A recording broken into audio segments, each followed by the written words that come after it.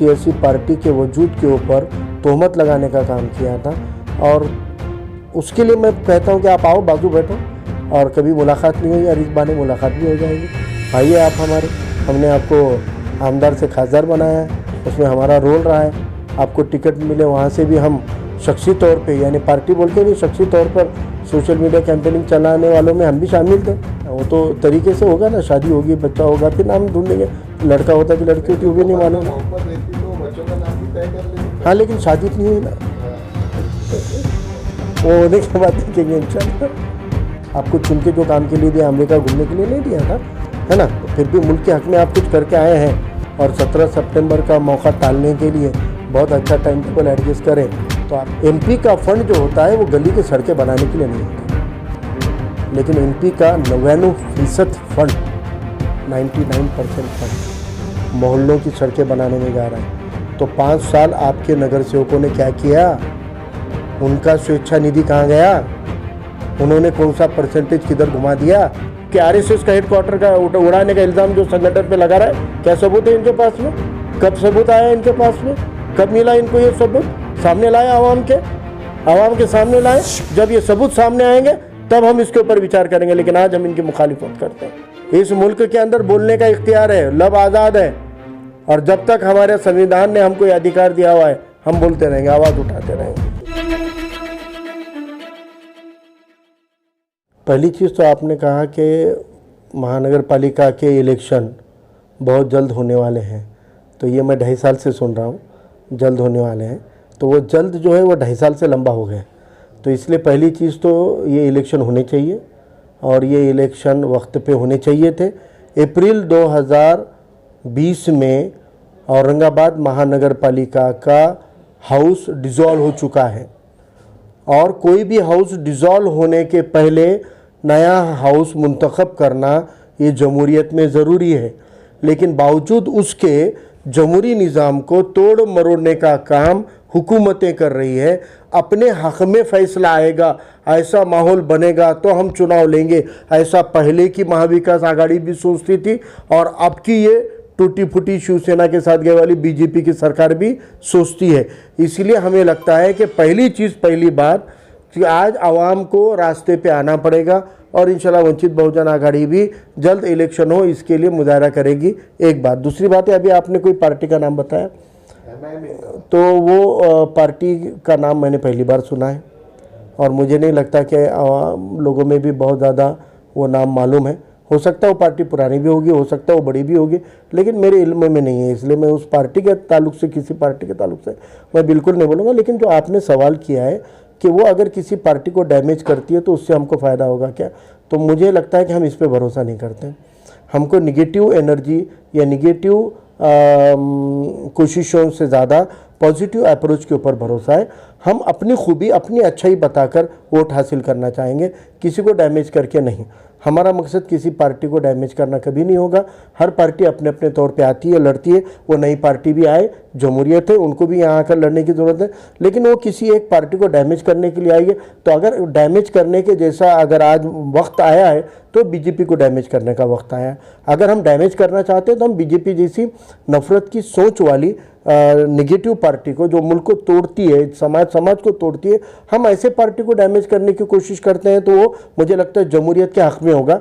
लेकिन बाकी की पार्टियों को एक दूसरे को डैमेज करने में एनर्जी डालने के बजाय आवाम में जाकर आवाम को हमने अपनी खुद की खूबी बतानी चाहिए। और आज वंचित बहुजन आघाड़ी की खूबी है कि हम मुख्तलिफ तबकों को साथ में ले सकते हैं, हम ले रहे हैं, और हमने मुख्तलिफ तबकों को साथ में लेकर इससे पहले नतीजा दिया है। औरंगाबाद की आवाम जानती है कि इत्तेहाद से हम यहाँ पर वो रिकॉर्ड बना पाए हैं जो रिकॉर्ड 40 सालों से हमारा कोई एमपी नहीं था, लेकिन हम यहाँ पे एमपी चुना के ला पाए। कई सालों से यहाँ पर हम अपनी चुनावी मेजॉरिटी बताने में कम पड़े थे, तो वो हमने मुत्तहिद होकर दिखा दिए। और ये इत्तेहाद जो हम कर सकते हैं तमाम मजलूम तबकों का, मुझे लगता है कि यह हमारी वंचित बहुजन आघाड़ी की खूबी है। दूसरा, वंचित बहुजन आघाड़ी बेबाक तरीके से मिली मसाइल के ऊपर, मुल्क के मसाइल के ऊपर खुलकर सामने आती है, खुलकर आवाज़ उठाती है। ये हमारी खूबी है। आवाम ने हमको इन खूबियों को देखकर साथ देना चाहिए, और लोगों ने, नौजवानों ने इन खूबियों के लिए हमारे साथ जुड़ना चाहिए, न कि किसी को डैमेज करने की नीयत से हम काम करते हैं। बॉडी डिसॉल्व हुई थी महानगर पालिका। हाँ जी। उसके उसके बाद में अब लगभग अपन 2 साल पकड़ के चले। कोरोना काल का बहाना था, कोरोना है इलेक्शन नहीं ले सकते, लेकिन अब कोरोना खत्म होकर भी लगभग 1 साल होने को आ रहा है, फिर भी इलेक्शन नहीं लिया जा रहा है। और किसी भी पार्टी ने अभी तक आवाज नहीं उठाई है कि अब इलेक्शन लेना चाहिए, क्योंकि जो वार्डों के अंदर हाल के बेहाल हो रहे हैं लोगों के, जो डेली से चौकअप हो रही है, पीने को पानी नहीं आ रहा है। यहाँ तक आपकी पार्टी ने भी कभी इलेक्शन कमीशन से या मंत्रालय से कभी बात नहीं की कि भाई आप महानगर पालिका में इलेक्शन क्यों नहीं ले रहे, क्या वजह है? तो आप भी कोई मौके का इंतजार कर रहे हैं? मैंने आपको ये बात कैसा है कि आप अपने औरंगाबाद के पस मंज़र में ये बात पूछ रहे हैं, लेकिन मैं आपको ये बताऊं कि पिछले 2.5 सालों में इलेक्शन कमीशन को राब्ता कायम करने वाली, 4 से 5 बार इलेक्शन कमीशन से कम्युनिकेशन करने वाली महाराष्ट्र की अकेली पार्टी वंचित बहुजन आघाड़ी है, जो वक्त पे इलेक्शन कमीशन ने जल्द चुनाव लेने चाहिए। सिर्फ अकेले औरंगाबाद नहीं, सभी पेंडिंग चुनाव को लेने को लेकर इलेक्शन कमीशन को स्टेट के भी और सेंटर के भी मेमोरेंडम देने वाली कोई और पार्टी नहीं है। इलेक्शन कमीशन के ऑफिस में जाके अपनी बात रखने वाली कोई और पार्टी नहीं है। और 5 बार 5 मौके पर वंचित बहुजन आघाड़ी ने इलेक्शन कमीशन के साथ में रब्त कायम किया हुआ है। इसलिए आप जो कह रहे हैं वो मुझे लगता है कि वो सही नहीं है। हम अकेले हैं। और हाँ, हुए, हमने हमारे पार्टी के पेज से हमने अपने न्यूज़ निकाली है, हमने अपने वीडियो, बाला साहब के वीडियो भी हमने रिलीज़ किए हैं, मुख्तलिफ चैनल में आए भी हैं। कई बार स्टेट लेवल के जो मराठी चैनल्स हैं वो चैनल दूसरे, हाँ वही बता रहा। तो मेरा जवाब ये है कि 4 से 5 बार हमने जमहूरी तरीके से इलेक्शन कमीशन खुल के जवाब देता कहाँ है, वो पब्लिक के सामने आता कहाँ है, अफसोस वही है। तो इसलिए अभी हमने लेकिन ये तय किया है कि औरंगाबाद की, देखो ये जमहूरियत के उसूलों को कुचलने का काम है। लोग चुन के आने चाहिए और चुन के आए वाले लोगों के हाथ में तिजोरी रहनी चाहिए। अब क्या हो रहा है, फंड तो आ रहे हैं, फंड आ रहे हैं, लेकिन अधिकारी नौकरशाही इस पे काम कर रही है। कुछ नौकरशाह होते हैं जो अच्छी नीयत से भी करते होंगे, लेकिन कुछ नौकरशाह सिर्फ करप्शन भी करते हैं। तो नौकरशाही के ऊपर इतने शहर को नहीं छोड़ा जा सकता। वो आवाम ने चुने वाली जमहूरियत में हमारे पास में नुमाइंदगी वाली जमहूरियत है, पार्लियामेंट्री जमहूरियत है। लोग नुमाइंदा चुनते हैं और वो नुमाइंदे के ज़रिए हुकूमत चलनी चाहिए। तो ये जमहूरियत के उसूलों को कुचलने का काम हो रहा है, इसलिए जल्दी इलेक्शन होने चाहिए। उसके लिए बहुत जल्द औरंगाबाद में भी हम एक एहतजाज करने के बारे में पार्टी की मीटिंगें चालू है और इंशाल्लाह आने वाले दौर में, आने वाले वक्त में वंचित बहुजन आघाड़ी जल्द चुनाव हो उसके लिए एहतजाज करेगी। औरंगाबाद की आवाम से अपील है कि वो इस एहतजाज में शामिल हो, चाहे वो किसी भी पार्टी के हक़ में काम करने वाले लोग हों। लेकिन इस वक्त हमको एक होकर इलेक्शन को जल्द कराने के लिए प्रेशर बनाना पड़ेगा। औरंगाबाद शहर में एक तरफ जो है तो इलेक्शन नहीं हो रहे, दूसरी तरफ जो है तो रोड, सड़कें, लाइट, नल, पानी सभी से लोग त्रस्त है। दूसरी एक बहुत बड़ी समस्या औरंगाबाद शहर के सामने ये आ चुकी है कि अगरचे आप रात के टाइम बाहर निकलेंगे या अर्ली मॉर्निंग बाहर निकलेंगे तो आपको हर जगह सिर्फ कुत्ते ही कुत्ते नजर आएंगे, चौरस्ते पे बोलो या कहीं पर भी बोलो, जिसकी वजह से जो है तो बच्चे स्कूलों को जाने से डर भी रहे हैं और लोग रात में वॉकिंग करने के लिए डर रहे हैं। क्योंकि अगर आप घाटी में जाके आंकड़ा निकालेंगे तो डेली कम से कम 30 से 40 लोगों को कुत्ते काट रहे हैं और वो इंजेक्शन घाटी में अवेलेबल नहीं है। इसके लिए वंचित बहुजन आघाड़ी क्या आवाज उठाएगी और महानगर पालिका को क्या मैसेज आपकी तरफ? ये महानगर पालिका की जिम्मेदारी है। शहरियान को होने वाली इन तकलीफ़ों के ख़िलाफ़ में महानगर पालिका की ड्यूटी बनती है कि वो इसका बंदोबस्त करे। अब इसके अंदर कई मुख्तलिफ़ कानून आए हैं। पहले कुछ अलग कानून थे जो इन चीज़ों के ऊपर कुछ असरदार तरीके से काम होता था, लेकिन अब उसमें एनिमल राइट्स को लेकर पेटा के जैसी जो संगठनाएँ होती है उनकी वजह से इसके ऊपर कुछ मर्यादाएँ आई हैं। लेकिन फिर भी इसका इलाज और रास्ता ढूंढना चाहिए और वो ढूंढने का काम महानगर पालिका का होता है। आप के ज़रिए ये बात सामने है, हम भी जानकारी लेते हैं और इंशाल्लाह हाउस में तो नुमाइंदे नहीं हैं, लेकिन रास्ते की लड़ाई हम लड़ते हैं। हमने जमहूरियत को रास्तों के एहतजाज से ज़िंदा रखा है, तो इस बात के ऊपर भी इंशाल्लाह औरंगाबाद की कमेटी काम करेगी। एक इंजेक्शन 1000 से 500 से 6 वो मुफ्त देना चाहिए। तो वो घाटी में अवेलेबल नहीं है। किसी भी अगर बच्चे को या किसी को कुत्ता काटता है तो बाहर से खरीद के लाना पड़ता है। नहीं, तो ऐसा तो नहीं होना चाहिए, बिल्कुल उठाना चाहिए। और महानगर पालिका को हम इसका जिम्मेदार मानते हैं। घाटी हॉस्पिटल ने तो मुफ्त में इंजेक्शन देना ही चाहिए, लेकिन महानगर पालिका ने अपने दवाखानों में भी ये इंजेक्शन फ्री में अवेलेबल कराना चाहिए। एक तरफ तो ये वजह भी दूर करनी चाहिए और दूसरी तरफ इसका सोल्यूशन भी देना चाहिए। तो स्टेट गवर्नमेंट के साथ साथ महानगर पालिका की भी जिम्मेदारी बनती है और इंशाल्लाह हम इसके लिए नुमाइंदगी करेंगे। आखिरी सवाल चलते चलते, खासदार इम्तियाज जलील 10 दिन अमेरिका का टूर करके आए हैं, कितना अपने औरंगाबाद जिले को उससे फायदा मिलेगा और आप क्या उनसे सवाल करना चाहेंगे? वो मेरे सवाल सुनना ही नहीं चाहते ना। मैं तो आप लोगों के ज़रिए कई बार बोल चुका हूँ कि कई ऐसे टॉपिक है जिस पे हमारी राय उनकी राय मुख्तलिफ होती है, तो हमने उनको कहा है कि भाई आप हमको झुठलाते हो कोई भी मामले में, तो आमने सामने बैठेंगे ज़रा, है ना, कैमरे के सामने आप लोगों के सामने बैठेंगे, पब्लिक में नहीं बैठेंगे।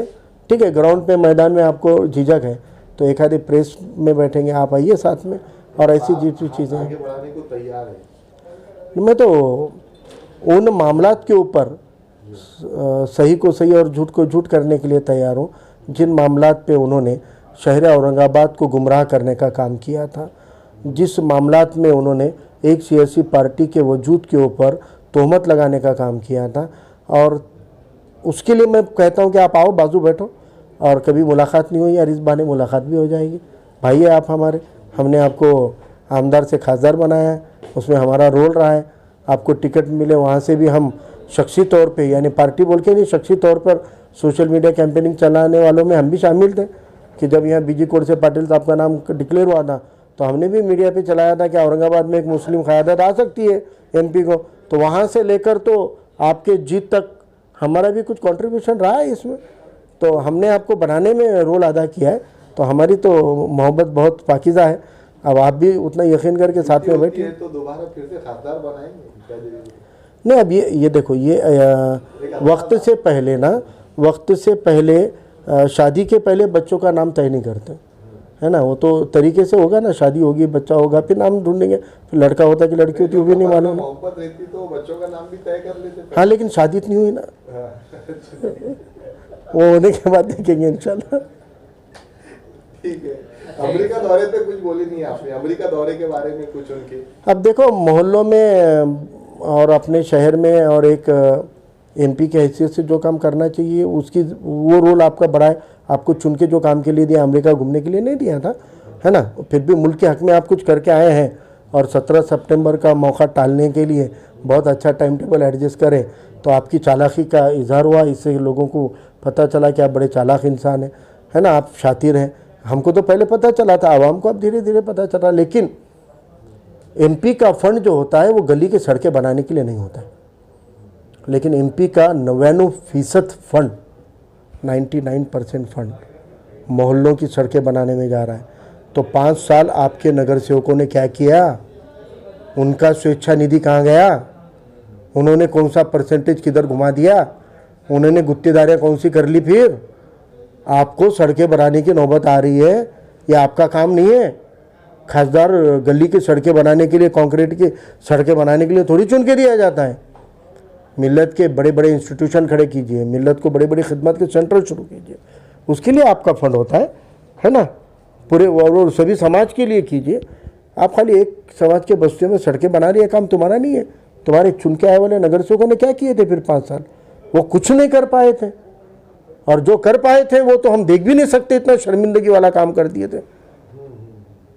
तो फिर आप एमपी फंड का इस्तेमाल लोकसभा क्षेत्र को डेवलप करने के लिए कीजिए। एक मशवरा देना चाहेंगे, क्योंकि आपको एमपी बनाने में हमारा योगदान है, तो उतना हक तो बनता है हमारा कि हम आपको सही गलत की भी पहचान बताएं। आप कंक्रीट के रास्ते बनाने में नहीं, वो आपके नगरसों से आपने बनवाए नहीं, तो माफ़ी मांगिए आवाम की, माफ़ी मांगिए आवाम की। और आवाम ने भी अब ऐसे नुमाइंदे चुन के देने चाहिए जो खाली उनके जज्बाती बहाव में रौ में बहाकर नहीं ले जाते हुए आपके हक़ में, आपके डेवलपमेंट का काम करते हैं। आपके मोहल्ले में अगर सड़क नहीं है, आपके घर पे पानी नहीं आता है, आपके ड्रेनेज को चौकअप है, आपके गली का कचरा नहीं उठाया जाता है, इसके लिए आरएसएस जिम्मेदार नहीं है, आपके गली का नगर सेवक जिम्मेदार है। इस मुल्क में हम आरएसएस हमारी मुखालिफ है, हम आरएसएस के ख़िलाफ़ है। आरएसएस मुसलमानों के जैसे कई सेक्युलर जहन रखने वालों के भी खिलाफ काम करती है, दुश्मनी के तौर पे काम करती है। लेकिन मैं आरएसएस को मुसलमानों का 2 नंबर का दुश्मन मानता हूँ। 1 नंबर के दुश्मन ये नगर सेवक है, जो हमारे रहते हुए हमारे गली का डेवलपमेंट नहीं करे, लेकिन अपनी मिल्कियतें बढ़ा लिए और ऐसे ऐसे घिनौने काम कर रहे कि वो काम आप देख भी नहीं सकते। ऐसे घिनौने कामों में इनका हाथ है। इसमें आगे आगे बढ़े वाले हैं, और डेवलपमेंट के काम में सबसे पीछे। तो ये चीज़ें जो है ये खून है एतमाद का, भरोसे का, क़यादत के काबिल नहीं है अगर आप ऐसे बद किरदार हरकतें करते हैं। ये कौम व मिलत को शर्मसार करने वाली, और मुल्क को और इंसानियत को शर्मसार करने वाले वाक़े हैं। सवाल PFI का नहीं है, सवाल एक संगठन का नहीं है। एक तरीका होता है ना किसी भी संगठन पे पाबंदी लाने का। जिसको टेरर फंडिंग के जैसा मीडिया में ट्रायल चला रहे हो, उसके हमारे नांदेड़ परभनी के बच्चों की FIR पढ़ी है मैंने। ना तो उसमें टेरर का वर्ड है, ना उसमें फंडिंग का वर्ड है। उसमें जो इल्ज़ाम लगाया हुआ है कि ये एहतजाज करते थे, धरने करते थे, भाषण करते थे, सरकार के खिलाफ बोलते थे, सरकार के संसद में पास हुए वाले कानून के खिलाफ बोलते थे, NRC के खिलाफ बोलते थे, तो बोलते हैं, हम बोलते रहेंगे। वो क्या खाली एक संगठन बोलती है क्या? इस मुल्क के अंदर बोलने का इख्तियार है, लब आज़ाद है, और जब तक हमारे संविधान ने हमको ये अधिकार दिया हुआ है हम बोलते रहेंगे, आवाज़ उठाते रहेंगे।